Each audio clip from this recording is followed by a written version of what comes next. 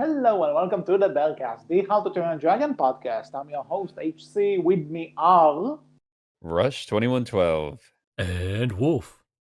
the Rush comeback if you don't count the Rescue Rider Season 2 review where he had a cameo. Woohoo! I guess.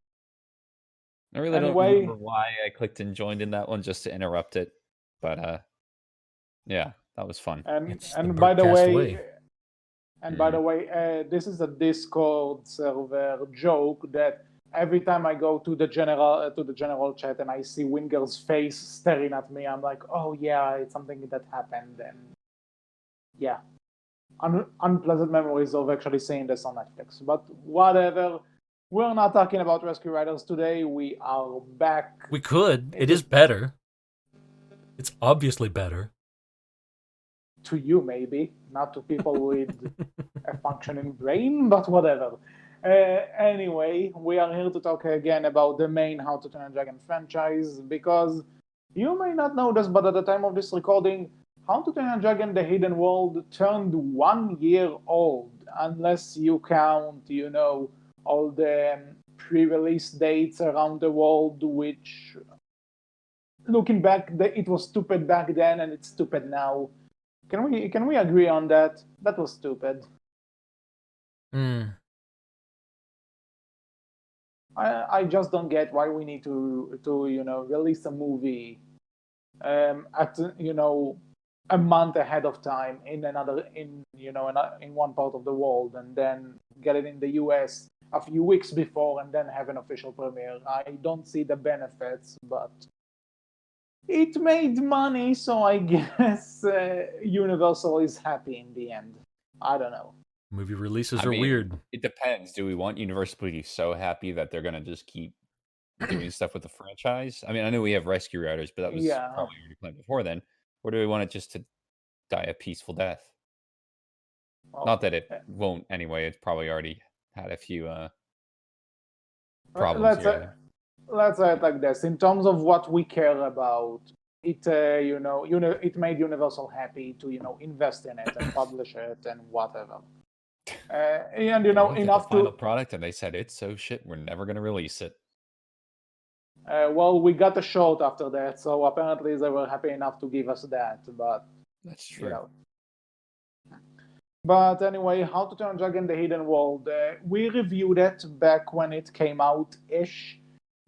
And if I recall correctly, we did the review after the pre-screenings at the beginning of February. If I recall correctly. I think it was on the US release date. I could have sworn I was still on there for that one because I remember seeing it when they had like the pre-screening. I think you were around, but you couldn't make the episode. Yeah, like last minute you had to. I'll scroll through the history and see how I flaked out. We replaced you with Haddock anyways, so it's all right. Yeah, it's funny. It's funny because Haddock was actually with me and Rush in a call, and then Rush was like, "Oh my god, I need to go," and then Wolf came in, and it's like, "Well." Oh yeah, okay. That's right. I still can't remember what it was though. I need to find out. May. Or maybe I just said I gotta go in voice chat and left immediately. Well, whatever the case was, if you want the initial review of Haddock, Wolf, and I, you can go back. I listened to it. And you didn't tell me. But if you want to listen to our initial thoughts about the movie, go back, listen to it. Come back here because today, is this a plug for me or a plug for the listeners? Because honestly, it feels like a plug for the listeners. Mostly the listeners, because I care about the listeners. I don't care about you, but that's very evident. What's this episode on it again? We are going back to the Hidden World a year after it came out, and we are it had some time to stew. It had some time to sit down in our brains. We had time to think about it, watch it a few more times. Personally, funny story, my copy of the Blu-ray is actually Hungarian because I couldn't find a copy here for some reason. So when I visited one of my friends in Hungary, I found it and I said, you know what, I'm not skipping that chance. So now on my Blu-ray shelf, I have How to Train a Dragon, How to Train a Dragon 2, and of course, Iggy Never Led a Sarkanya Duat 3. Those were words. Yeah, those were words. And shout out to our Hungarian audience. Yeah, I apologize because I probably mispronounced that horribly, based on based on stuff I've heard from the Hungarian friend I mentioned. But whatever. We're here a year after The Hidden World came out. It made its rounds. We saw it a few times. So I guess let's talk about it, how it holds up a year later. And Rush, since you weren't in the initial episode, what were your initial thoughts of the movie, and how much did it change as time went by? Well, like I said, went by myself to the initial pre-screening. I can't remember what my wife was doing at the time, but honestly, I didn't even tell her I got the tickets, or the ticket. Wow. So I went. Well, because I knew she was going to be busy on that day, so I didn't tell her. Considering I got, considering this, I think this was before you got married, so yeah. I hope you told her before that, because I did, eventually. Okay. She's listening right behind me. I'm just kidding. No, I think she was still gone. Like, I got back before she finished whatever she was doing. Because I think it was like a weekend, Saturday or Sunday. So most likely a weekend, yeah. Yeah. So yeah, I finished it, and I walked out, and for me, the leaving was like weird, because it was like, oh wow, that's years of academy training wasted.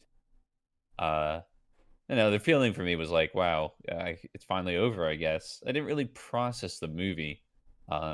I don't even think I actually saw it in theaters for regular screening. I only saw it after I got on DVD. And so for me, again, watching it on the DVD, I finally got it. Like, first and foremost, as always with the first movie and the second movie, I noticed in the first screening, the animation always kills me with how gorgeous it is. Yeah. I was trying not to do too much analysis on the first screening, the pre-screening, just enjoy the movie. And so it wasn't until the second one that I kind of, the second screening, when I went back, I was like, all right, if I do the Berkcast, probably should pay attention, right? And so I was listening for the music and then all that stuff. And so, but yeah, so for the first screening, not really much other than just like, okay, wow, yeah, it's over. Now what? I really enjoy it. I really enjoyed it then, really enjoy it now. But yeah, after the first screening, it was more of a feeling of, well, dang, now what? Mm-hmm. And would you say, but overall, you would say you enjoyed your first time, and did something change? And did something change with your opinion as time went by? And did you like it? Do you like it less? Do you like it more? Are you still in the same boat?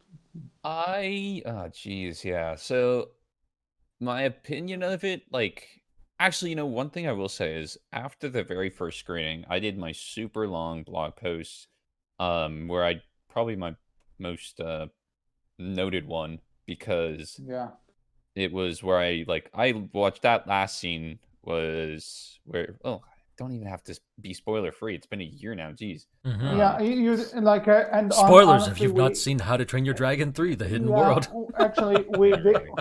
Ever since the movie came out, we did say we are going to do spoiler. We are just going to spoil it, because that's you can't really do a podcast like this without spoiling it, and especially, again, if people are listening to this, they know what the ending is, I think. Yeah. Okay, but yeah. But as I was saying, so basically, like, I do remember now that the last scene, like, when Hiccup is falling down in the slow-mo, like, that really got me, because like that one just stuck with me so much that I had to get it out on a blog post. I had to write. If you guys know me, well, I guess I don't know if I say this, but like I hate writing just flat out. So for me to get inspired enough to write, that tells you that like that's something that really stuck with me. Um, but yeah, no, my over time, my opinion really didn't change. I generally like the movie. I still do. I like the symbolism in the animation as always. Um, actually, I haven't watched it recently, so I haven't. One thing I really liked about the first movie over the second movie was its like ability to use silent moments in the scenery to draw out a scene. And I do believe they had some of that in the third movie. I can't, but it wasn't Yeah. enough to stick with me. But maybe it was. Like I said, I didn't watch it. I haven't watched it as much as I have the first movie, so it's not stuck in my mind like that. But Well, that's also because it's been out for a lesser time, less time, obviously. exactly. What I was gonna say, Although shout not out proximity to release. no, shout out to our friend Ian who joined us for the Rescue Riders reviews. He saw the movie in theaters 15 times. Yeah, I remember that. By the way, the Rescue Riders season 2 is almost at 1,000 views as well. I know. Yeah, I was looking at that. I looked at that. Yeah, before. I looked at it too. But How, we're not talking about Rescue Riders. Moving More on. views. But than no, How to maybe Train we Your should. Dragon More views, 3. man. No. But and Anyway. honestly, out of the 15 times he saw it in theaters, I'm glad to say I was present with him in time 14. So yeah, that's Very something. nice. How many times? That brings up a good question. I'm curious to hear. Yeah. How many times have both of you watched the third film? Like in general? In general. DVD, okay. theater, or otherwise. Just all together. Yeah. No, I was just explaining that, I guess. Yeah. For me. So I'm trying to think. Hold on. Yeah. There was the first time that the hotel I worked at the time had like a press screening around the same time it came out in the Netherlands. So that was my first time watching it. Mm-hmm. After this, a friend of mine kind of obtained, quote unquote, a copy so that I'll have like a refreshment before we did the review. I want to, refresh my memory of the movie because that's why I said otherwise. And then there was the third time I saw it with some of our online friends. Some of them have been on the Berkcast in Berlin. I'll say this was my favorite time watching the movie. And I saw it with two friends when it officially came out here in March. So, theaters technically fought, 3 times. Then there was that one time I mentioned, 4. And ever since it came out on Blu-ray, I think I saw it around 4 more times. I'm standing on 8 currently. 8 viewings. And you, Rush? 5. I say that slowly because I'm trying to count in my head, and I believe it was 5, but it could be 4. Okay. And you will? 2. And I didn't even finish the second watch. To be fair, the second watch was generally, somewhat before we started recording this, just so I could have a refresher. But I've only watched it through fully once. Well, so Rush kind of said that his opinion over time hasn't changed. So what about you then? Like, I was on for that episode where we talked about it. I did say, at the time I liked and enjoyed it. It was fun. I had fun with it. Now that the hype is worn off, and going back for that second watch, I wish I would have had the time, right, to sit down and watch the first movie again as well, just to see, because maybe my sensibilities have changed. Maybe it's just me. But I watched through the second film, and I found myself bored during a lot of it. I found myself, the third one, sorry. The second time I watched it, I felt bored while watching it. I found myself going, hey, it's Toothless and the Light Fury having their first date. Skip. It's Hiccup and Tough Nut. Yeah, it was kind of funny, but also it's just basically, hey, here's how you get married. Skip. It's Hiccup and Astrid. By the way, completely false. True. But it's Hiccup and Astrid, having their deal with lovers stuff, all blah, blah, blah. Skip! It's more Toothless and the Light Fury. Skip! You It's really the sound like that's the Cinema point. sins. That's the point. yeah, It's that's the point. the hidden world Okay. itself. It looks beautiful. It looks amazing. Okay, this is nice, and I'm kind of bored. Skip. I, I hate to sound like a broken record or mean, but there are a lot of points where this movie has a ton in it, but it just doesn't feel like it does a lot. But That's fair enough. I can with still like it though. oh I mean, no, I have like Yeah. yeah, no, I want to put it out there. I have criticisms of the film, and unfortunately, I did miss the first one. But he only asked how I felt over time, no, that's so fair, and that's I'll completely get fair, right? I'll Like get to my over analysis time, then. right? I still enjoy it. I still like the film. I still think it's fun, but I do think my opinion has gone to more of meh. I'm kind of meh on it. I think, after all the hype has gone down, after a year of it, after coming back to it less and less, and just not really gelling with it as much as, say, I did the first or second film, I think my opinion has kind of mellowed on it somewhat, and it is more. It was fun, but overall, kind of meh. I'll say like one thing that actually kind of kept me interested in it. And I know this is kind of maybe jumping ahead to the next topic was that because of the divisive opinions, people were arguing Mhm. like they were complaining about it. Yeah, we'll And, get like, to they were it. trying to find all the worst things, and I was like, I can see that, but it really doesn't to me, it didn't make sense, at least I'm not saying, like, the divisiveness, it's some of the arguments people were making, I was like, "Oh, okay, it doesn't make sense too much to me," so, you know, I started having, like I guess in my head, it's like, well, clearly that means I have the opposite opinion, but, thinking back on it now, it's more like, I may not have agreed with them, but I could see their point of view, which means that, I may not have liked as much, but I guess I just wanted to, be the one that would defend the film, Yeah, no, which that's fair. I never really was outspoken on it, but aside from, like I said, my initial review well, it wasn't even a review, it's just that one scene, Yeah. which, of course, then people also had much better analyses than I did of that scene. I'm like, "Well, dang, okay." Well, Or it's like they so pointed out something, it's like I point out every little detail I see, and then they point out something, it's like, "Oh, yeah, oops." That's also a big plot point there, but, yeah, it definitely I I guess now that we're removed from everybody, like, either well, I wouldn't say shit posting on it, but, just, like, there's either still shit posting, I can tell they you. are, but it's how about this? It was all in the front of my dashboard, Yeah, at the okay, fair time. enough. Actually, I think that's because I was still using the Berkcast, Tumblr at the time, so I was seeing everything that you guys saw, and so, Mhm. with my new one, I guess I didn't really have the list of people that we followed, so it's like, "Well, crap, who do I follow again?" And so, yeah, I guess I see it less, and as I saw it less, that definitely kinda freed me from like, "Oh, people truly hate this, I need to defend this film." So Okay, so Rush still likes it. Wolf became a bit more on it for my money and my side of it.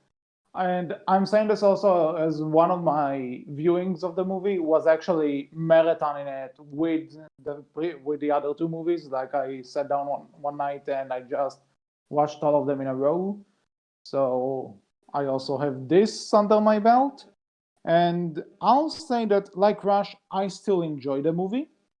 But in comparison to that initial review, I'm also basing it not on something I wrote on my personal Tumblr that after I saw it for the first time. That I think I thought at least back then that if we look at it in terms of objectiveness, it was the best one because I think again I'll probably make this mistake a lot, but I thought at least that it kind of combined the best aspect of the first film and the best aspects of the second film together.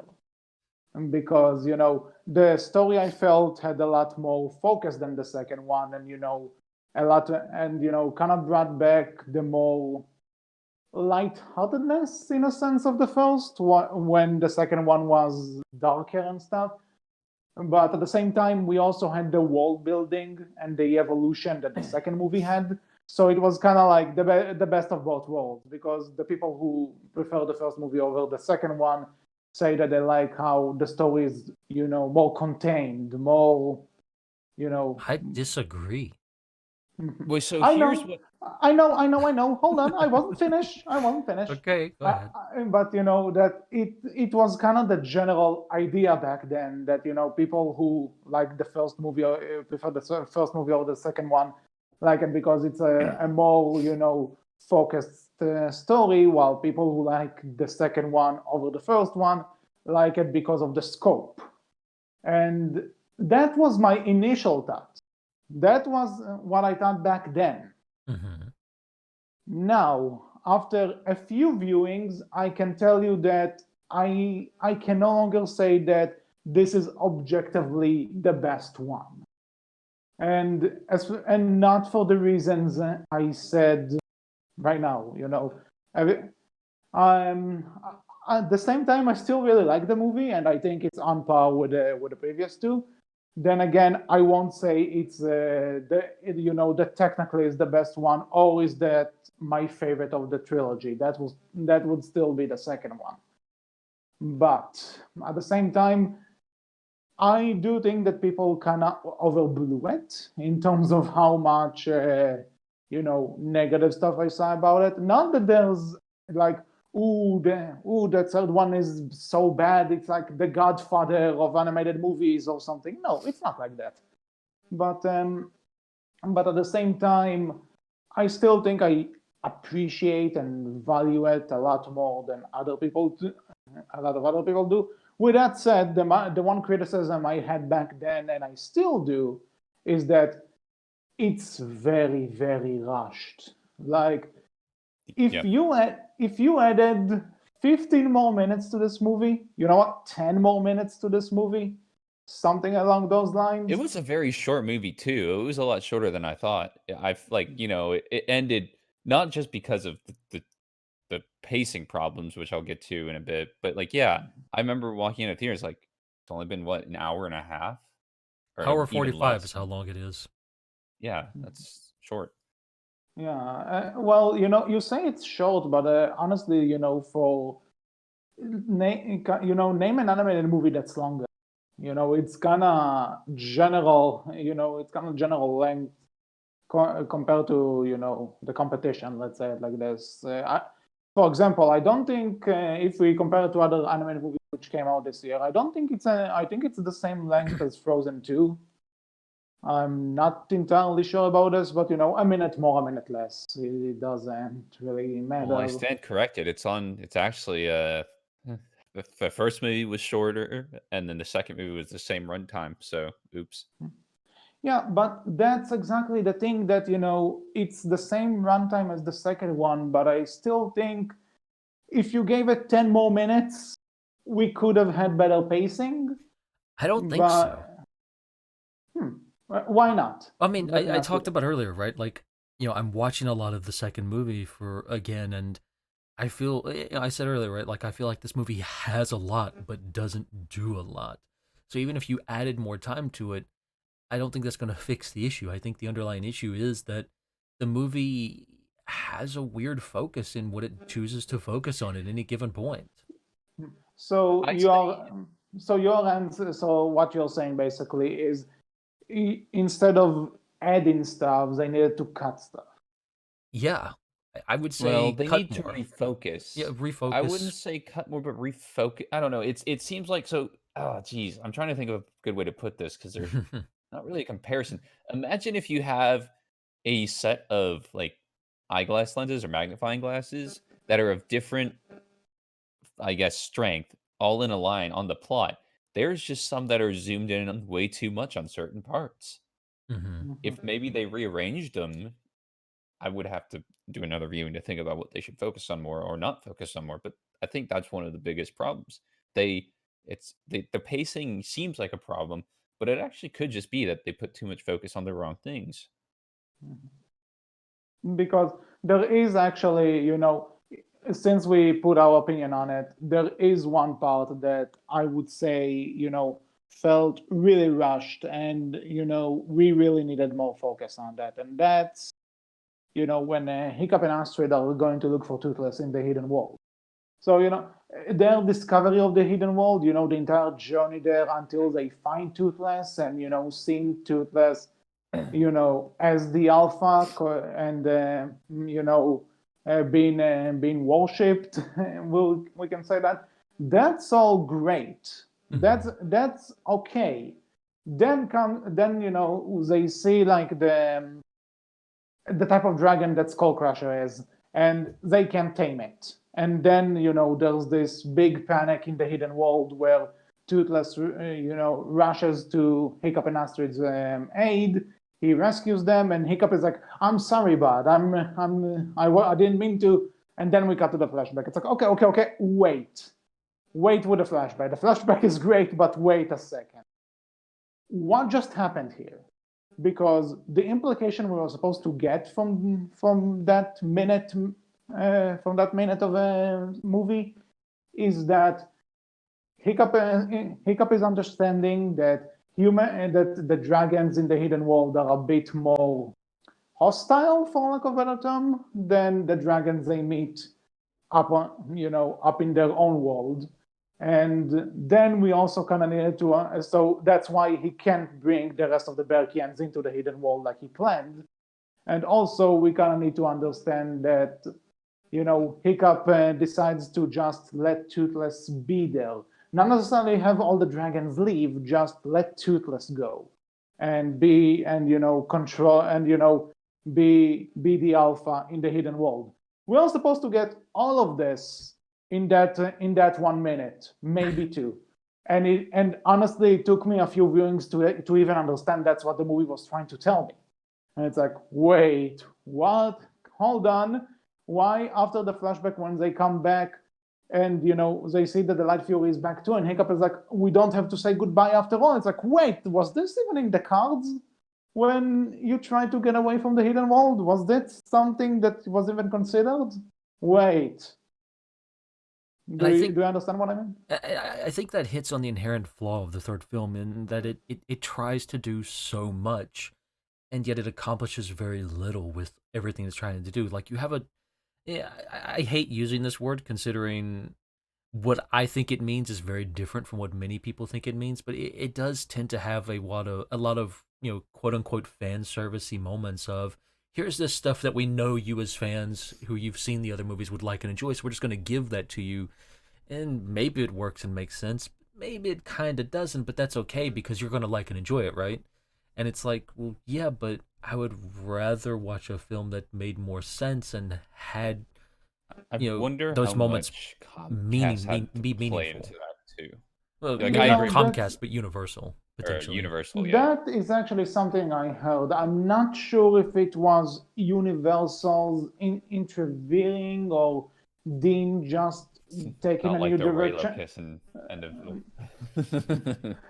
Like, I'm not sure how much what I'm going to say was, Universal intervening or, Dean actually just taking the story in a new direction. But apparently, and this is because this is kind of present in the final film too, but it's not necessarily, but it's not necessarily something that it's more something that you are getting by overanalyzing it than really from the movie itself, even though the movie does have hints in it, is that the main villain of the movie is basically Hiccup, not letting Toothless go.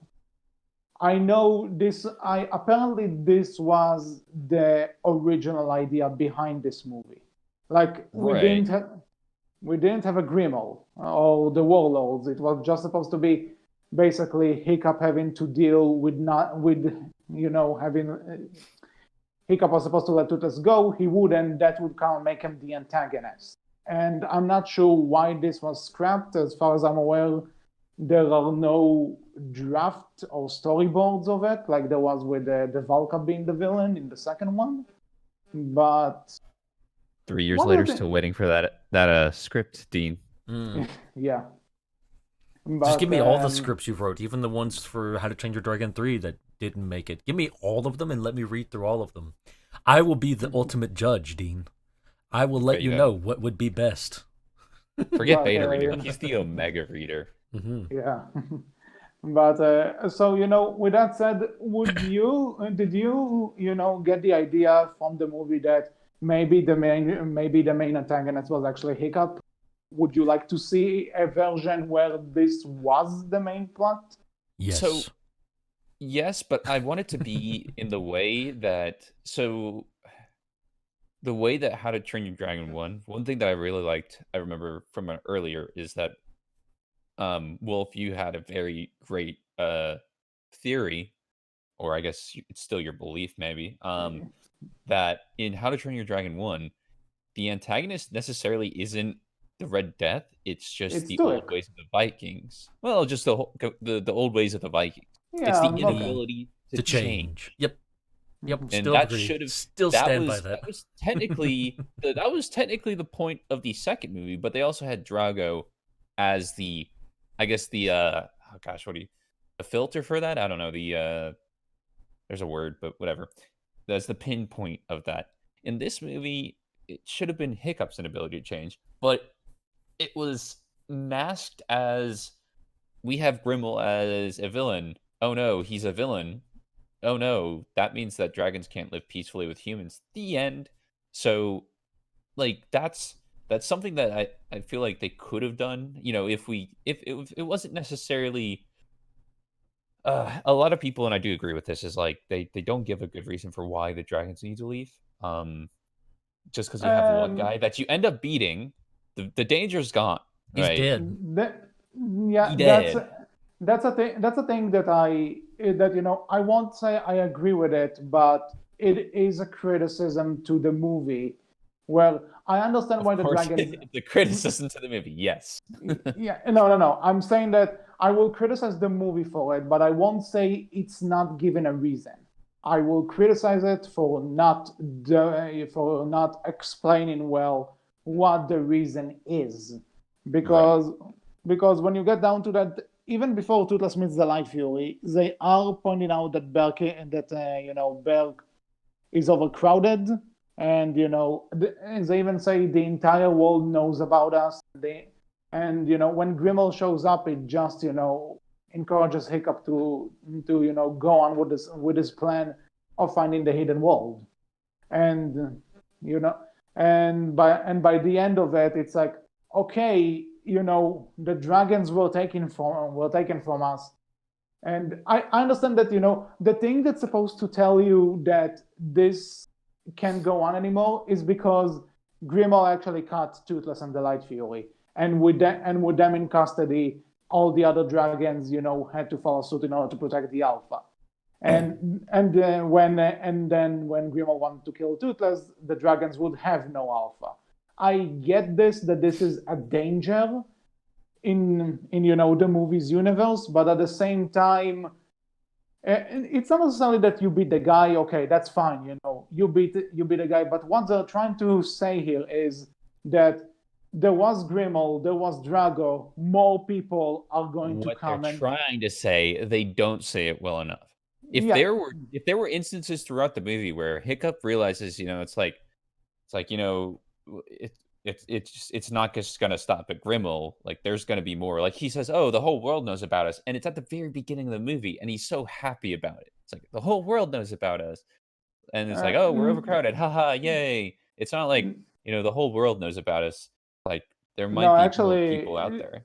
I'm going to correct you that Hiccup is enthusiastic about the idea that Gummer does tell him you can't just keep bringing new dragons in here, and Hiccup tells him, relax, we have the Alpha. Like, he's just so confident in Toothless that the Toothless would always be there that he doesn't see the problem. But it's actually Astrid that tells them, and not that enthusiastically, that the entire world knows about them.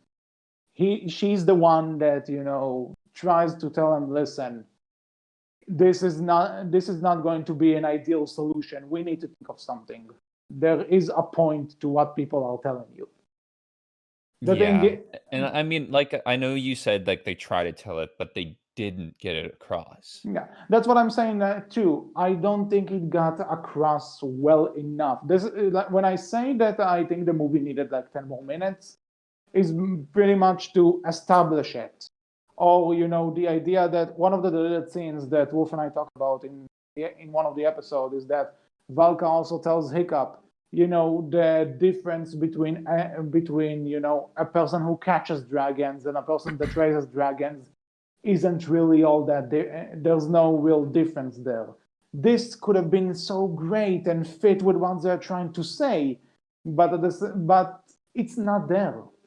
And if it's not there, because you know what? The main criticism I see of this movie is that Toothless leaves Hiccup after 6 years to be with the Light Fury, and as the movie is trying to present itself, that's not the main reason. But at the same time, the way we see it, and in terms of what we focus on, I can see how people are getting that impression.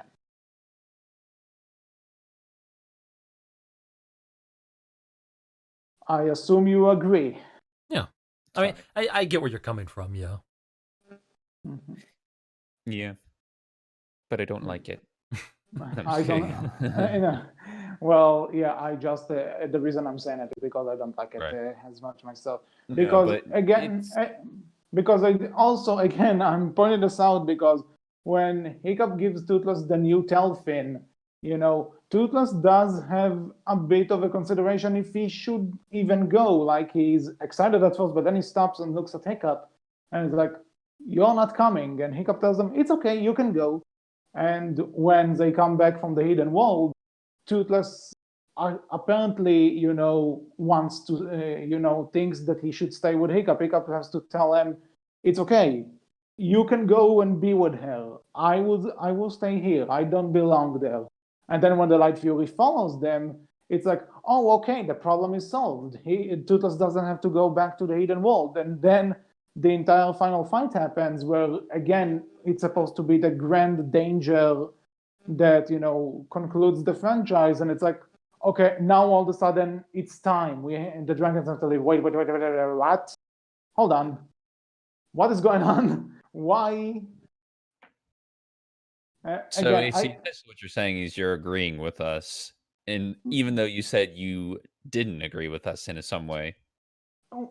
Thanks for explaining our point, right, Wolf? What I'm saying is that I'm not disagreeing with you. Wolf is dead. I'm disagreeing with the time with what you were. You're disagreeing with what I was saying, even though you're agreeing with it by saying yes, they did drop it out of nowhere. No, I agree with the fact that they dropped it out of nowhere. I'm saying though that it's not that they dropped it out of nowhere, is that it feels like they dropped it out of nowhere because the signs are there, the seeds are there. And what did I say? They didn't get it across well. Yeah, okay. So what I understand you say, and in addition, I'm kind of going by what other people are saying, is that it wasn't explained at all. I don't agree with the fact that it's not there at all. I'm saying it's not there enough. I may have accidentally said like at all. It's not that I said that they didn't explain it at all, but like I know they have their reasons, right? For me, it's not. It's more of it wasn't a solid enough reason with what they presented, and obviously, I backing up a bit. I did say, it wasn't there enough. So yes, it was there. It just didn't either get the point across well enough, or it wasn't enough substance to justify. Let's say in the current world, it wasn't enough to justify. Oh, now they need to leave for all the reasons. But so essentially, okay. Yeah. So I'd like to think we're on the same page now. Yeah, we are, I guess.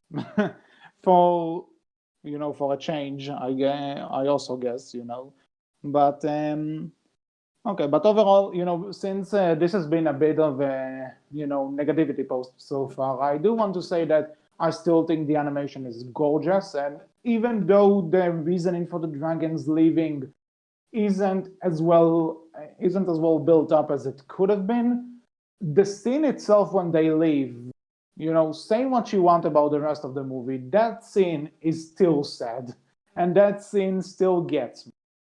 I will give them that credit. The entire, for a movie that I say it's too rushed, the pacing of the scene is great, the dialogue is great, the expressions on the character's face, the music, obviously, that's all great.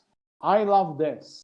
I do want to say that some people's reason for not liking the movie is because they wanted Hiccup and Toothless to be together forever. And that one I don't understand.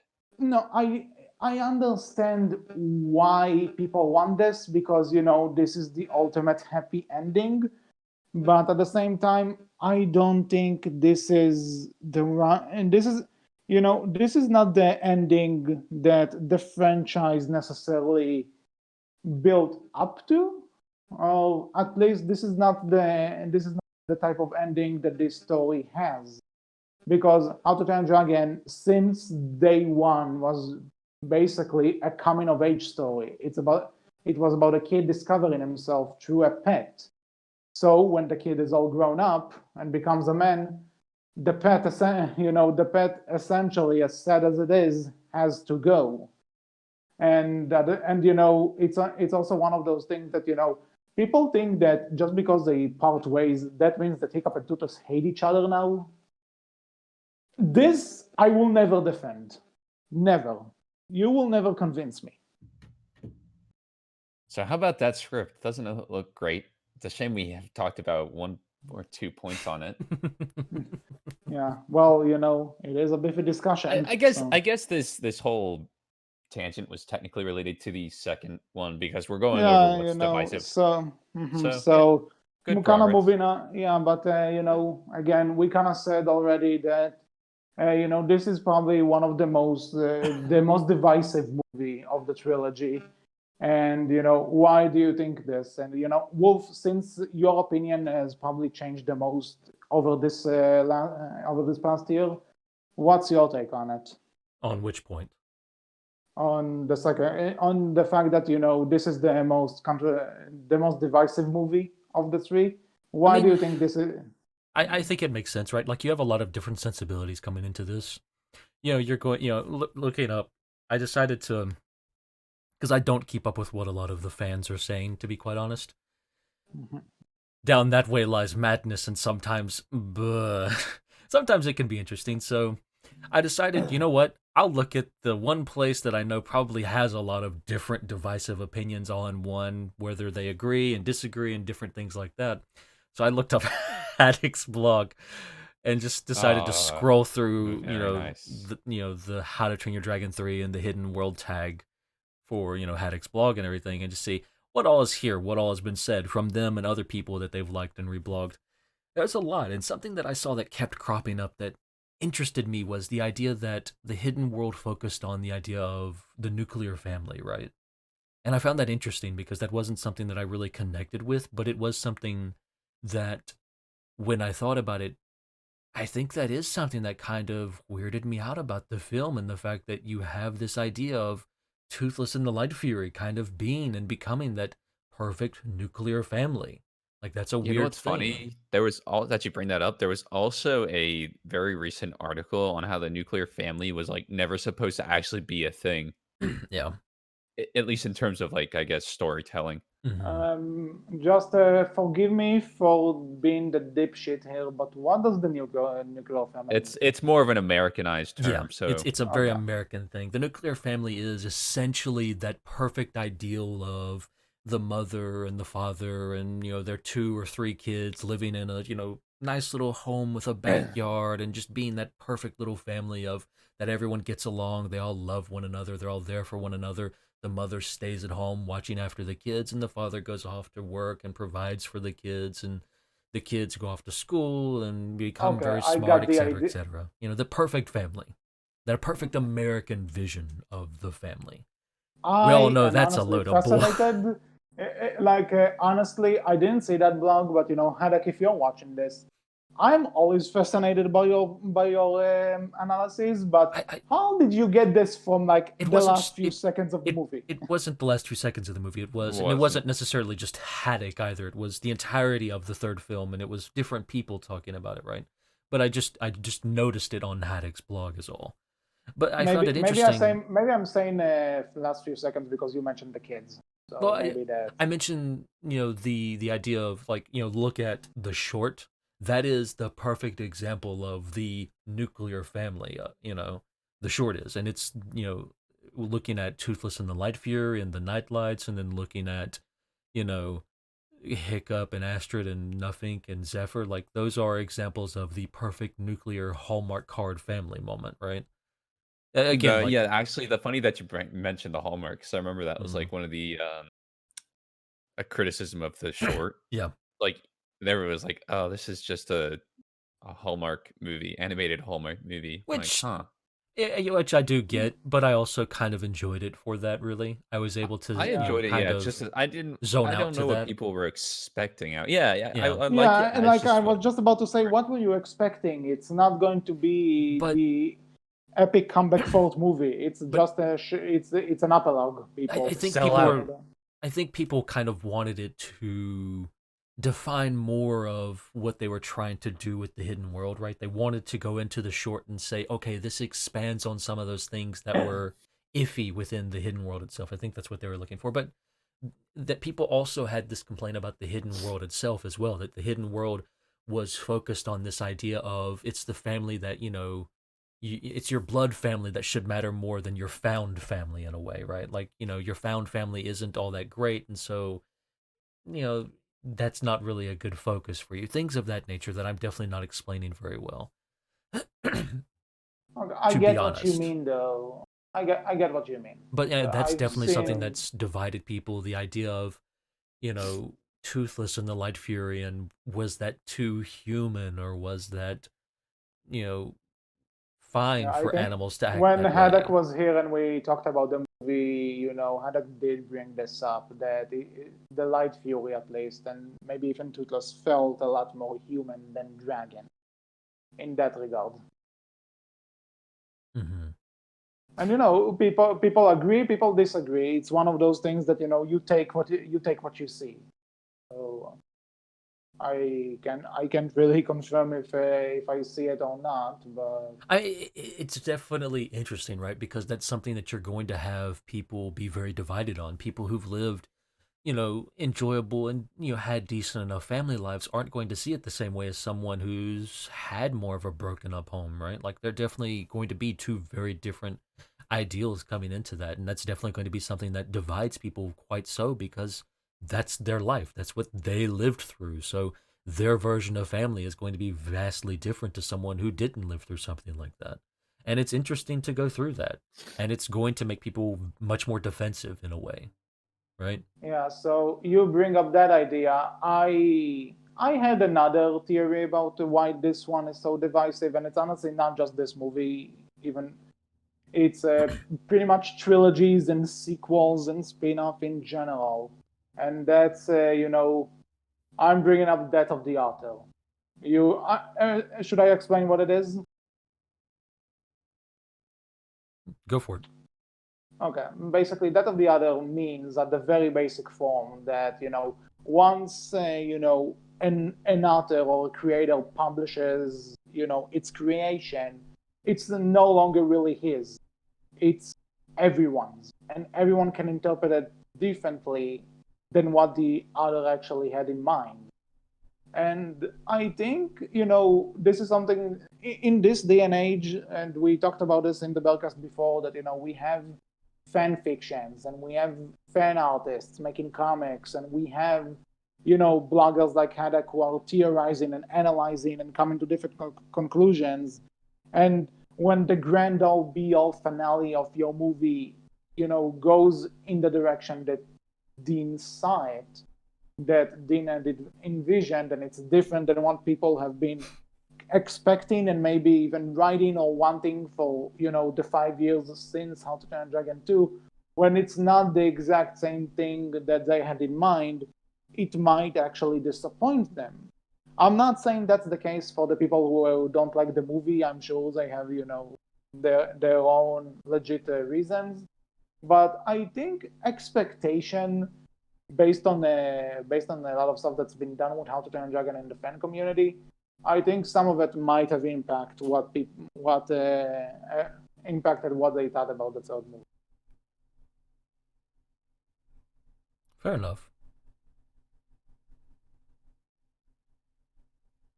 Okay, I'll take that as an agreement. Anything else? I did say fair enough. But do you have anything else to say about the divisiveness? So can we move what about on? Rush? He's muted. I noticed. His opinion doesn't count in that regard. Apparently so. Can't talk, no opinion. I guess moving on. My what is your opinion, Rush? What was the question? My wife was leaving to go do some stuff. Okay. I asked, what is your take on the divisive? Like I mentioned, Wolf mentioned the nuclear family. I mentioned that of the author. That might have something to do with the divisiveness. What do you think? Yeah, I think I was more on what HC was saying. So I know I said this earlier, how there were some people that just didn't want to see Hiccup and Toothless separate, even though it was kind of what was planned from the beginning. I'm also on that boat of people wanted it to end away. I hate to say it, but it's almost like they were in denial of the ending, whether it be for they wanted them to stay together or whether they wanted to go to a different route. They were just in denial. And of course, I'm not saying everybody, but it seems like that was the general feeling where I do recall seeing several where it's like, I can't believe, or at least there's like, I don't believe that, like something to that degree. And it wasn't necessarily with the ending, but there were certain parts of it that, like, oh, did this really happen? Was it just a fever dream, right? Like they just didn't expect it to end that way. Or there's also, I do agree, like that there, or I'll agree if somebody says like, well, there are obviously plot issues. Well, of course there is. That's some divisiveness. Some people, like me, when I went in for the first viewing, I was there just to purely enjoy the movie for what it was. As the third final closing of the series, I wasn't really, brain was slight off, slight on. Mm-hmm. I just wanted to enjoy the movie. Like, I didn't want to go in there and say, thinking it's like, I need to hate this movie. I need to make sure it lives up to the expectations. I went in there saying, this is a movie that is part of a trilogy that I have been a part of for X number of years. I didn't really care at the time how many years it was. It was like, I just need to support it and enjoy it for what it was, what it is, and what it means as part of the franchise. And then on repeat viewings at that point, then I'm like, okay, now I can kind of think about it more. I can look at this, I can enjoy some stuff, or maybe I can find some problems with some stuff. But it was more of like as I started seeing these, because it was basically between the first and second viewing where I saw all of the hate or the divisiveness, and I'm like, well, some of it's founded, some of them is unfounded. Mm-hmm. But it all goes back to the agreeable ones where it's like, yeah, okay, plot points is definitely a big part of there's probably always going to be certain plot elements. I mean, what we even talked about beforehand with it being, oh, it's Rush, not me, it's rushed storyline. Yeah. You already made that joke and nobody laughed then. You've made that joke before as well, so you can't say anything. Oh, I can. I just did. Damn. Fair enough. Back to the point. Yeah, I want to see how long we could draw that out. Anyway, so thanks a lot. Now I can't remember what. Oh yeah. So people can say the plot was rushed, and I'll be like, yeah, sure, whatever. But then the divisiveness that, like, I think, God, I don't want to put a percentage to it because statistics are made up on the spot, right? But it seems like there was a decent portion of the divisiveness due to this denial of, like, whether it's like I don't like how they had. It wasn't necessarily the rushed plot. It was divisiveness over plot points that they just didn't want to have happen. Or Toothless agree has a with. girlfriend. Or agree with, yeah. The very first issue that I saw with the movies when it came out, I was like, oh, Toothless is going to have a girlfriend now? It's like, okay. And again, actually, this brings up the entire Death of the Other thing that, people wanted Toothless to have a girlfriend, but, with the entire, oh, she's not another Night Fury. Oh, why is she called the Light Fury and not a Day Fury? Or, yeah. Stuff like this, and it's like, what does it matter? Can the Night Fury be happy? Yeah, and so yeah, it was like Wolf said, they didn't agree with certain plot points or aspects. There's some things that's like fine, but I mean that's just what divisiveness is. I don't agree with a plot point, and somebody does. So the the parts. I mean, I think that's mainly why, um, as AC said, I guess the very divisive aspect of this comes from people expecting it to be different. There's so many expectations after 5 years of development, what it could be, what they want it to be, and then just some things, just for some people, just take him over the edge. Where there's probably a lot of latent divisive feelings in people that just weren't as outspoken enough to post them online. Or well, they probably agreed with it and just did a heart on like Tumblr post saying, "Oh, Toothless has a girlfriend." Yeah, I agree with that heart. They didn't post it themselves, but it makes sense from why it was such a divisive movie. And again, actually, speaking on the second point, why does it spark so many mixed feelings? I think just because it was the third movie, the final one, that people kind of were just getting their opinion out there because they're, if not then, when, right? Be us. Wait a year and then do it. Exactly. Yeah. If not then, when? A year from then. And if not then, a year from then. 2 years from now, we'll come back again and we'll talk again on this. Maybe our opinions have changed. Procrastinators unite. Maybe in a year.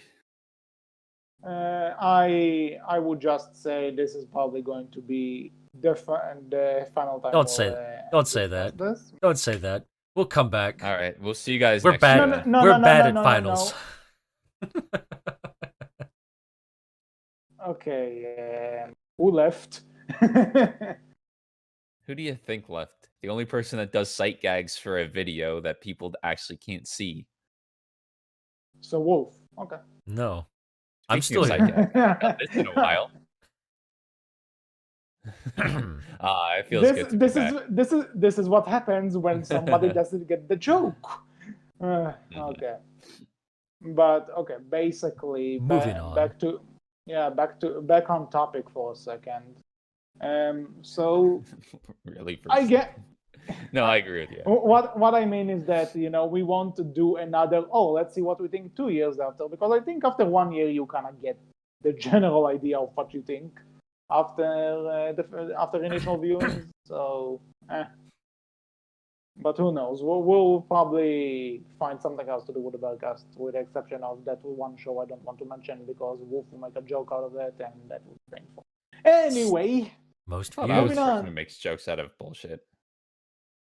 Well, here's the thing. This is my job. It's not his job. So I'm very. You're getting paid. Most viewed. Yeah, really. I'm gonna kill you. But blame the fans and the viewers, not me. Yeah, that'll get us more views. Blame the fans. That's what you think. Well, to be honest, waiting for season 3.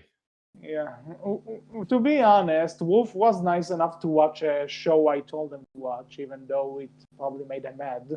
Wow, so... HC was actually right. Getting back on topic for 1 second. Okay, so moving on. We did have a discussion about this in an episode, somewhat. Is that people have made the argument that The Hidden World would have been a better movie if it was its own thing and not a How to Train Your Dragon sequel. Yep. What was that actually an argument, or was that just the script I came up with and we actually did it? I didn't. I've seen people actually say that if it was a standalone movie, not having to do anything. Me, man. Correct me if I'm wrong. I'm wrong. But I mean, probably I always am. But I swear I remember Dean talking about, don't call this How to Train Your Dragon 3, call it How to Train Your Dragon The Hidden World. If he said it, I am Spartacus. Maybe I'm misremembering, right? Maybe I am. I most certainly am. But my point is, and I'm definitely reading way too much into it, but I think it says something that the creator behind the movie says, this isn't the third film, this is How to Train Your Dragon The Hidden World. Not How to Train Your Dragon 3.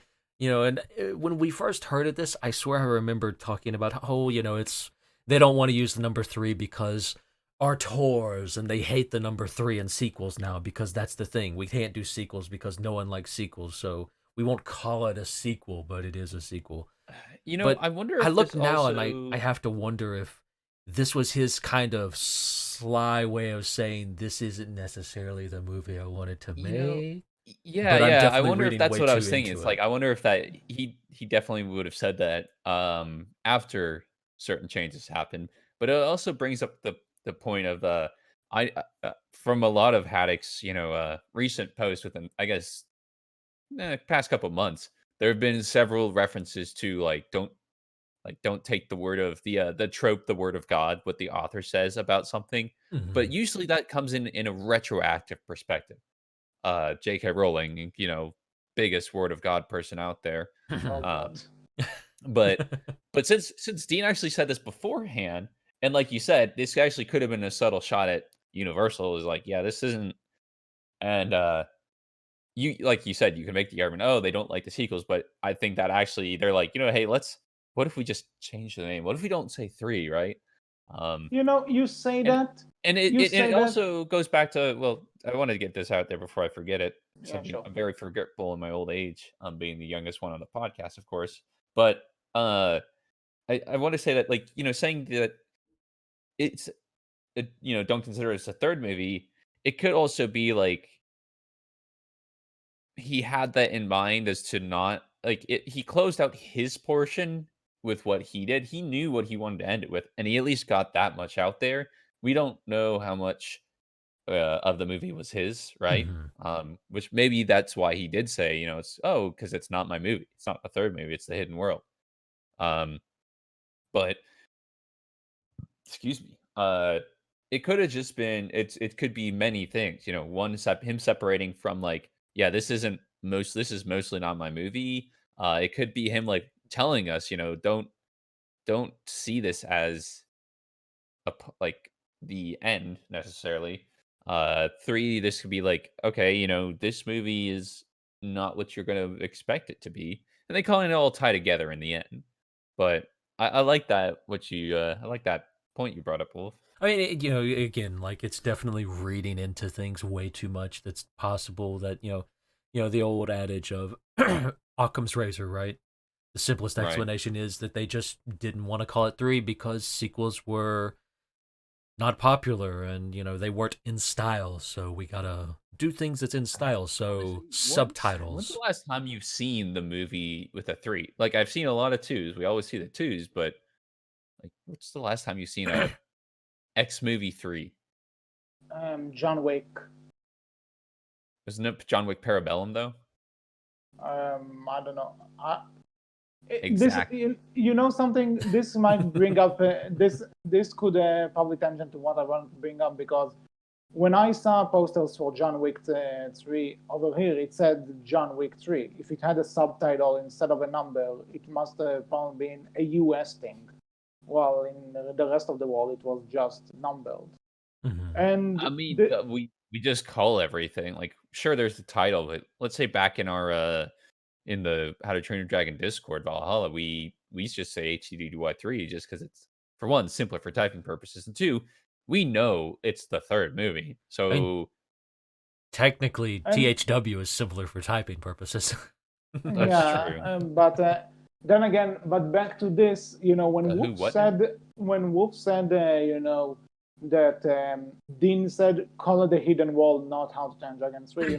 If he's trying to imply something, then I'm not sure who the localizers are in some places, because, like I said, I brought up the Hungarian DVD, Blu-ray that I have, and it says 3, no subtitle. And also in the Hebrew release, I can confirm it's called How to Train a Dragon 3. They have the Hidden World as a subtitle, but the 3 is big in front out there as this is the third movie. I do think So, that's a translator's thing because for initially English films, I was about to say American, ignorant. For initially English films, when I think because we do get crazy with like, oh, this is the sequel, but it's a different name. You kind of like in English, because we're a weird language, we know that it implies the same one, but I don't know how well that translates to other languages. I don't know, but the point is, Another reason to have Haddock on. He does a lot of the linguistic stuff. Yeah, I will have to ask about this later, but the thing is, it doesn't matter what it's called in the US, considering that this is a franchise that's actually really big in Europe, and also actually, I saw it in Berlin. I can confirm in Germany there's a 3 in the title as well, and I know, and apparently, How to Train Your Dragon is really big in Germany. So if they, and I can think about at least 4 people on top of my head that are in the fandom from Germany. Listen, HC.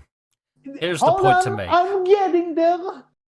The thing is, if most of your audience is going to see a 3 in the poster, a 3 in the logo, a 3 in the movie itself, it's 3. So was there a 3 in the movie itself? In some territories, yes. So with that said, Dean could have said that call it the Hidden World, not How to Train Dragon 3, and it could mean whatever the hell he could mean. But at the same time, if in one part of the world they call it 3, this argument kind of loses. But the argument, he's not, like, first and foremost, they don't see him saying that in the other parts of the movie, HC. He says it to an interviewer that Wolf barely remembers, first and foremost. That tells you how far it got. Yeah, but at the same time, he brought it up. I'm talking about it. He's not telling you to actually call it that. If it is a subtle jab, that means he doesn't, like, oh, sure, you can call it, but it's like, you don't really call it, like, wink, wink, nudge, nudge. Like, you can still call it How to Train Dragon 3, and it's not like you're insulting him. That's just what he's saying. Okay, so maybe I took it as, an actual point. I don't know, but I think if he ever says that out loud, or if he ever did, not calling you a liar. Again, I don't know. Again, I'm very old. I don't remember. Right. I'm going on the full reading into this. Mm-hmm. He's not literally saying, like, if you call it How to Train Your Dragon 3, you're wrong. In fact, I don't think he'd ever say that, because 1, he's Canadian. He's too nice. 2, it would be... It's the leaves, man. It's the leaves. It's more like I don't know. That just seems like if he goes out of his way to say that, I do feel like there should be some undertone to it. But it's like, or at least you should read into it, because it's like, oh, it's not, it's, if he did say it the way that Wolf put it, then I'd feel like that would, if he said it in a way that's like, oh, we're not calling it How to Train Your Dragon 3, we're calling it The Hidden World, right? That's more like, oh, okay, I see now. Okay, we were just giving a different name. Not, don't call it How to Train Dragon 3. It's The Hidden World. That's like, okay, that seems a bit on the nose. In terms of, like, what he's trying to say without saying it. It definitely comes across, the 2 lines come across very differently, right? Like, they will come across differently, because that's how English language works. The words you use do matter. It doesn't translate well. So that's why maybe they do call it How to Train Your Dragon 3 in other different parts of the world. But they didn't translate his interview. Because, well, I mean, not just that, right? Maybe they should. In that regard, marketing's not going to care anyways. Marketing going to marketing. That's a marketing thing. It's not that marketing would do that because he said that in an interview. That was probably after the movie got released, right? No, before, I think. Oh, okay. Anyway. Again, I don't remember exactly. But the point is also, even if other places call it 3, guess what, HC? Those places don't matter. They're not America. But yeah, America. You got to go back to it is part of marketing to call, like, so that's what I was saying. Maybe it's not just the lost in translation aspect. I think it is part of the marketing in other places. Sure, Germany has, like, what you say is a big one, and marketing team probably does know that, but they want to just be sure by adding the 3 in there, right? Mm-hmm. I think that's kind of what they're doing when they do the translated film. Yeah, I mean, it's going to, How to Train Your Dragon: The Hidden World doesn't associate as much as How to Train Your Dragon 3. You're going to associate that a lot more because that is a sequel. It's the number 3. It's got to come after also 1 and 2, right? For people coming into the fandom, for new people, or for people who have kids now that want to say, oh, look, an animated film, let's go see it. We've never seen anyone before. If they don't have the 3 there and they're not sure about it, then they're like, "What the heck is going on? I'm missing a lot here." Unless, we wanna get back on topic, talk about, standalone film. But The point is, do you think this would have made the movie better if it had no connection to How to Train Your Dragon at all? Zero. Potentially. Nada. Potentially. why You're don't getting you back watch on the topic. our Potentially. previous script? Why don't you watch our previous video where I explain why? That's my opinion. Okay. Because I don't remember what I said the first time. Yeah, look at Mr. Rush making fun of me for plugging a previous episode, and now he's doing it himself. It's like I never left. No, I believe my argument, and if it is different, oops, I got older, I got married, things change. But my argument at the time was if you could see this as a standalone film, the only thing that would require was a little bit of like backstory explanation on what's going on, a little bit more than this is Burke and we're overcrowded. I guess you have to throw away kind of all of the past stuff because they mention Drago. They mention like they bring up old stuff that hasn't happened because it's a standalone film. So which they don't actually bring up the past too much. So as a standalone film, I think people seeing for the very first time, they could, with the way it currently is, they can get enough context to figure out what's going on. But I think you could make it work into a standalone film. This is something that you could make it a standalone film, but I would argue that the ending, the goodbyes, the goodbye scene, won't be as powerful if it was a movie on it. You're true. You're right. Because you don't have that added actually being with these characters for years, and so just cut that part. It's out. It's gone. Oops, sorry about that. Hit the mic. So cut that part. It's out. It's gone. Yeah. And ever. Oh no, they separate and they just never get back together. They die together. It's a blood pact. It's sealed. Okay, so this was Russia's How to Train Your Dragon and Hunger Games crossover, I'm assuming. But they're not fighting to the death yet. And now you proved my point.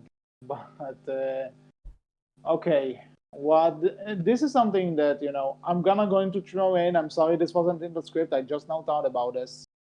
Do you think this is a good? Do you think this is a good conclusion to Race to the Edge? If we are talking about connections. In what way? Like, let's say that this is that. How would I say it? Usually when a popular show is going on, is going on for a while, and they get a theatrical movie, then imagine if this was the Race to the Edge theatrical movie that is supposed to close everything up. Then no, because Race to the Edge already kind of ended well on its own. And arguably, Race to the Edge does better than this movie because this movie takes a lot of the, it wasn't a lot, but what we did get character development-wise for a character like, say, Roughnut, if you go from Race to the Edge to The Hidden World and you see Roughnut, you're going to be like, why is she just a dumb blonde now? Why is that the joke we're going with here? Like, Race to the Edge did more for Roughnut than the Hidden World did. Arguably, How to Train Your Dragon 2 and How to Train Your Dragon 1 didn't do much with Roughnut either because she barely had any time in the first movie. In the second movie, it was just obsessed with Eret. But the third movie, I think, was the worst because her character is literally just dumb blonde. She still has one of the best scenes in the movie, though. If you ask me. But it doesn't stop Wolf from being right. Her character is still dumb blonde. I'm not saying this. I'm just saying, Great HC, still a dumb blonde. What? And you can't get your static to shut me up. I will stand by this claim. Okay, I need to turn off the skrill then. Hold on a second. He's gone, finally. Thank God. Oh, my God. No. Okay. Anything else about Roughnut then? And again, turning off your high frequency electromagnet. It's still going? Not It's not as bad as it was. It was a lot worse. You're better now. I'm trying to get him to leave. We do have a show to finish. As you've proven before, you can do this without me actually having to do it. So I'm not. Don't blame me for being lazy. But then who do we get to make fun of? That's the thing. I hate you so much. Why did I bring you back? It was Wolf, not you. Yeah. This is a good point to mention that I wished Rush congratulations on his wedding, and he never said thanks. So yeah, I'm sad now. Moving on. Back on topic. Back on topic. So standalone. Yes. No. Would it be better? Maybe. Potentially. Mm-hmm. Depends on what you do. Mm-hmm. Okay. So with that said, Mr. Toasty Boy, you are very late.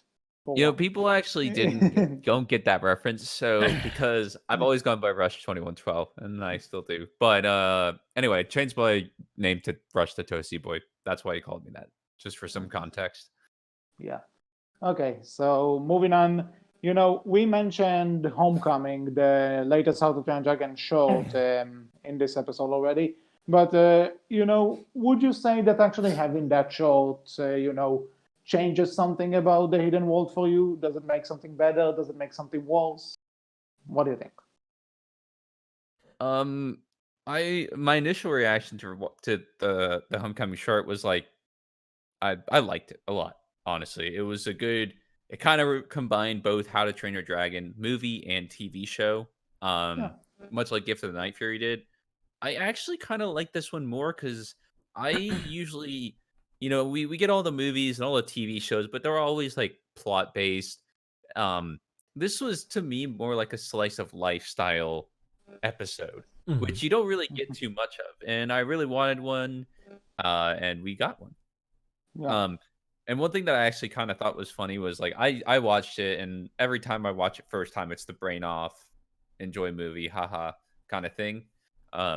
Except for I did the same thing with the TV show or the short, and I've only watched it twice, and then I see all the arguments after. It's like, well, hold on a second. It's like they didn't see Hiccup and Toothless didn't see each other for X number of years. And then like I see the arguments like, well, technically he didn't see him. And then it's like, oh, blah, blah, blah. All the arguments sound like it's a short. It was fun. Like you can't just enjoy it for what it is. Just get over it. It's the last thing we're probably gonna get, other than Rescue Riders season 3 Berkcast coming probably in the next year. Maybe even this year. Another 1,000 viewers. Just to get this out of the way, if there will be a third Rescue Riders season, it will probably be in a few months, because those things are like coming in a few months. Such low production value. No, it's not just it's most not viewed. Most viewed. I'm never gonna let it go. I'm never gonna let it go. I'm never gonna let it go. I will die with that joke. Never gonna give you up. Never gonna let you down. Why is this so? Be gone, Rick Astley. Back on topic. Mm-hmm. Anyway, as I was saying, yes, I was kind of in the boat. Like, I enjoyed it. I didn't really care about if there were any plot holes, which I actually kind of like the counter argument to the people saying, "Oh, there's plot holes." I would argue some of them, but it's like it's just a fun movie or short. Just why do people have to be so critical of everything? Just enjoy it. And so, like I say, as I was being joking, like, oh, it's the last. Like, we don't know what we're gonna get from the rest of the How to Train Your Dragon universe ever. Again, we don't know if we're gonna get anything ever again. Universal seems to have a bad vibe or a bad rap, my bad, of reviving things that maybe should have stayed dead. So who knows? Live action How to Train Your Dragon gritty reboot. I was gonna say it's not Disney that does live action, but with Disney doing that and it being very, very popular among Disney themselves, not really the fans. Who knows? Universal may do the same exact thing that Disney's doing. We'll How to get Train Your Dragon. live action Shrek. No, How to Train Your Dragon gets. That probably wouldn't actually be half bad. That probably wouldn't actually be half bad. Let's be honest. But somebody once told me the world is gonna. I think we as he's singing on his own channel, I think that I know I've made the argument before. If it was made in like the Game of Thrones style, kind of, and a more adult style theme, because the Game of Thrones dragons, they were very well animated, or CGI. They were very well done, I'd say, in that aspect. They have the technology. That's all I'm gonna say. Poor Kit Harington. He can't escape it. He can't escape it. By the way, you know what? He plays the live action Hiccup. Yeah. You know something? I will say this. Say what you want about The Hidden World as a movie. The marketing team who decided about that Toothless and Kit Harington thing is brilliant, and I love it, and I still watch it when I'm done. It always getting back to Homecoming and whether I think it improved or hindered. I think it improved. Like, my opinion of Zephyr and Nothing, like it just, it made them better. It made them more enjoyable. Zephyr is adorable, and I love her. And this is something. If I may shout out to my sister for a second. Nothing is the perfect dumb blonde boy, and she loves him. No, that's fair. I completely agree. But it also hindered in some way too. Like looking at the nightlights, it just made me realize even more how goofy they fucking look. Like I swear really. That one nightlight looks like a clown, and it bothers me. Why is he clown looking? They're cute, they're adorable, but God, he looks like a clown, and it bothers me. I'd be fine if they didn't mix the colors. Yeah. By the way, did you hear that apparently the nightlights have names now? I don't get that. Now they had names back in when the short came out. They had them before official they came names, though, right? They weren't official before. The names came out. I think the names came out before. I guess they were part of like the marketing for it. Maybe. I'm not sure, but I don't know. I don't like the idea of them having names, honestly. It's all for merch. Yeah, but at the same time, you don't give the Light Fury a name for merch. You call her Light Fury, even though we know there are more Light Furies. Right, but how do you distinguish between the Nightlights? There are 3 of them. There's only one Light Fury that you're selling stuff for, I should say. I got a Nightlight bobblehead. Oh, which one? The one that has black on it and some white. The one that looks like a clown. That's how you describe it. That one looks like a clown. The other one you got robbed.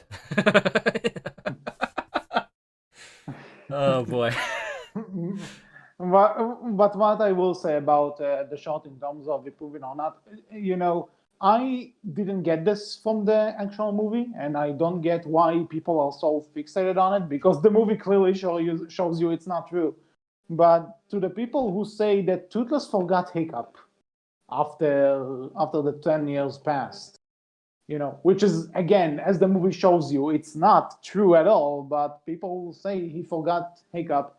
So I do think the short at least fixes that problem when we see that Toothless does remember Hiccup, and we do see him draw him and stuff. And that's nice. But it does kind of defeat the ending of the third movie in a way, though, in saying, like, Hiccup's ultimate plan is to have them live in the hidden world and we'll be separated. Except we won't be, because the dragons come back to, their area and leave the hidden world, and then they go to the hidden world anyways, so it's like, great plan, Hiccup. You failed miserably at it. Your kids suck. Your kids don't listen to you, and they... Well, honestly, just because they visit one time doesn't mean it's something that's continuous, so happens a lot. Bullshit. That Hiccup, he never calls. I call bull on that HC. So much bull on that. So much. That. Hold on. Hey. Zephyr and Nothing are going back, and the Nightlights are coming back. They're absolutely just because they're coming back. We are on the Berkcast. We talk about dragons. It's dragon shit, not bullshit. Fair. Or yak dung also works too. Yak nog. But yeah, I mean, jokes aside, right? I don't think Homecoming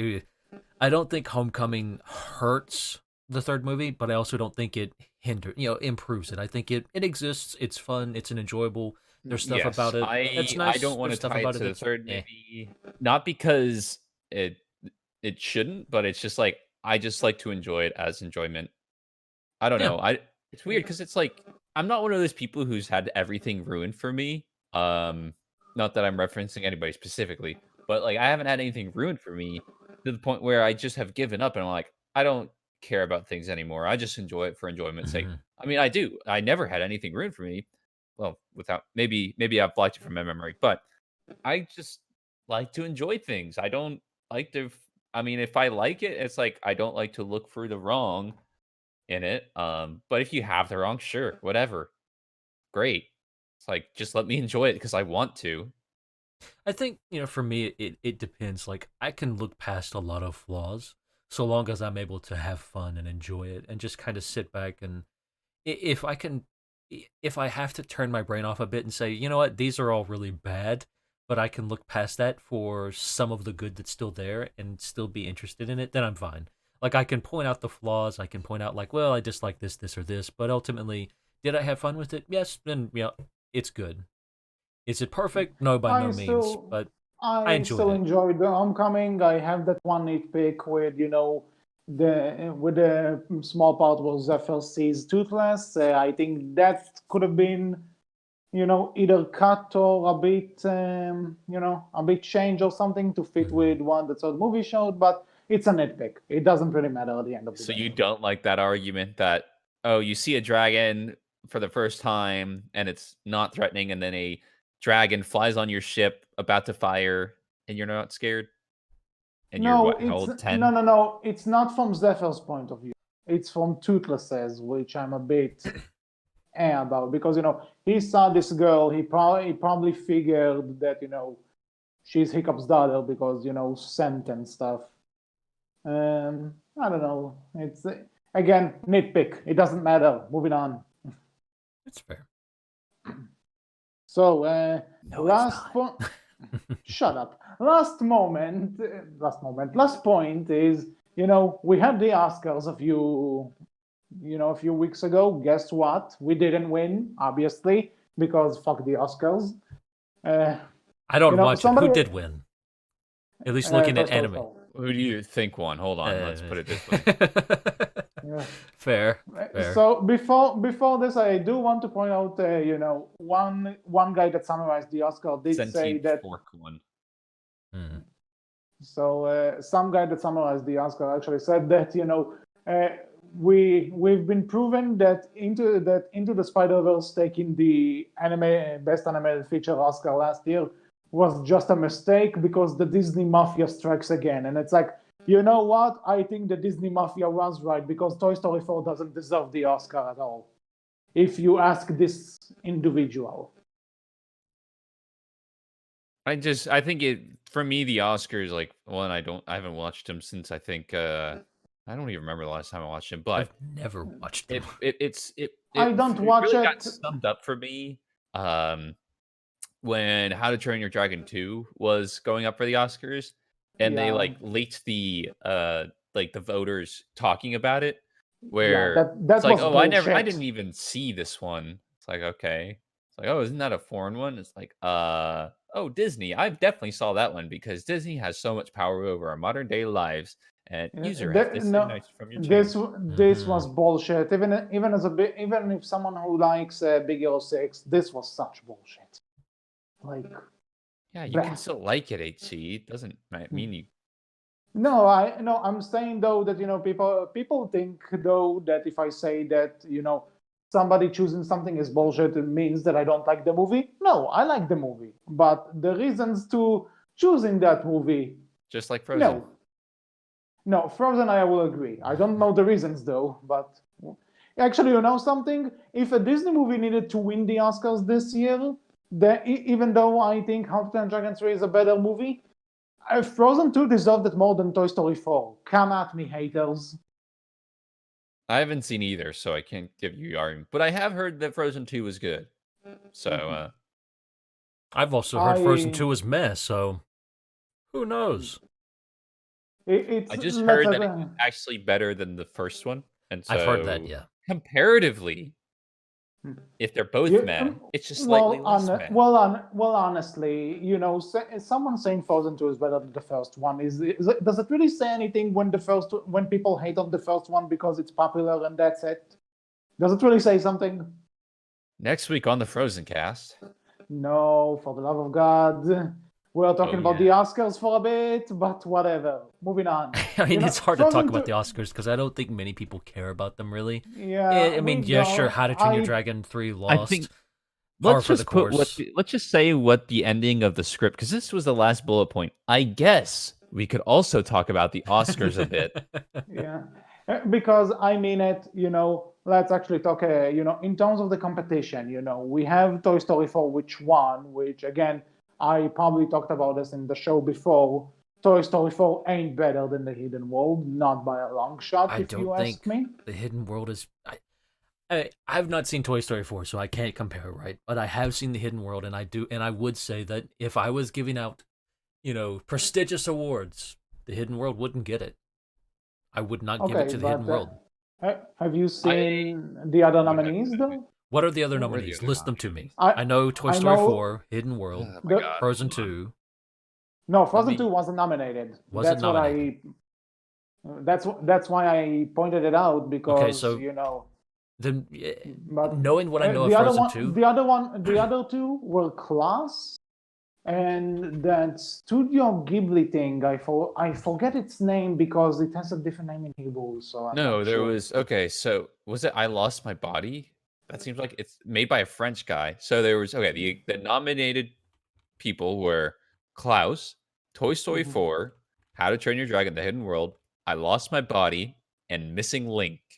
Yeah, so I meant Missing Link. I forgot about I Lost My Body. I don't even have an idea what it is. I know what Klaus is. They always include one foreign film for reasons. I don't know. Not saying they shouldn't, but it's just like, it seems like they always have just one. You say it, and a foreign film won Best Picture this year. But well, yeah, sorry, I meant for animated. Like, Studio Ghibli has had stuff coming out for years, and it's just, only one, and it never wins. It's like, that's unfortunate. Spirited Away won. How long? When was that, though? That was 2003, I think. Okay, 2 years after they did the animated feature film. Anyway, but yes. Yeah, it wasn't such a strong year for animated films. Point is, I kinda agree with Wolf that, maybe if I had to give an award, I wouldn't give it to this, just because it's probably, because if I say How to Train a Dragon 3 should have won, then, it means discrediting 3 movies I haven't seen. So I can't really talk to you about that, but what I can say is that I honestly think that it deserved it more than Toy Story 4, because I think every problem we mentioned about the Hidden World's attentions and how they put it through and these problems are even bigger in Toy Story 4. Which, that's fair. Again, I don't think either of them would have deserved the award from what I know of Toy Story 4 and from having seen The Hidden World. I don't think either of those two films deserved it.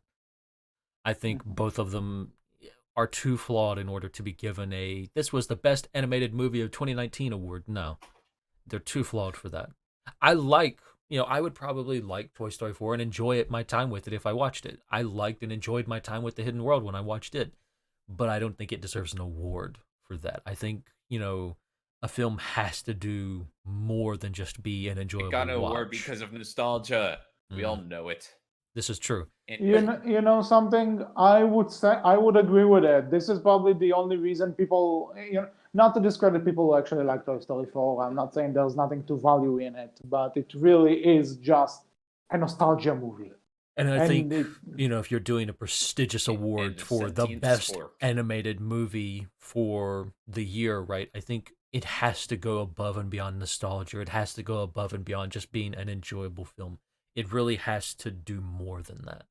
And then again, maybe people disagree with you. Maybe it just has to be an enjoyable film. Maybe it's the most good enough animated feature film of 2019. And maybe that's all you need.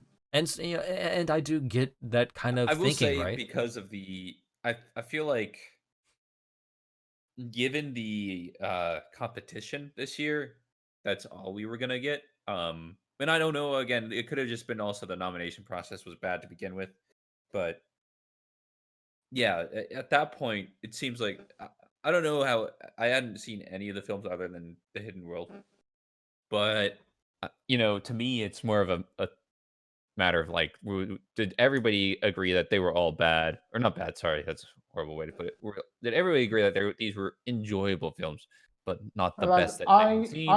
I actually saw a lot of support of Class. Like when Class was even announced to be nominated, people were really happy with Yeah, it. and I heard people saying that it was actually such a great film on Netflix. I hadn't watched it. I hadn't heard anything about The Missing Link, so didn't know It's about that stop one. animation. That's interesting to say the least, That but is interesting. that's all it Well, I has think going it's for it. Coraline win when it came out? yeah, I think it's Laika. It's the same studio as Coraline. Well, yeah, I know, but did I believe Coraline was nominated and won that year. Let's see.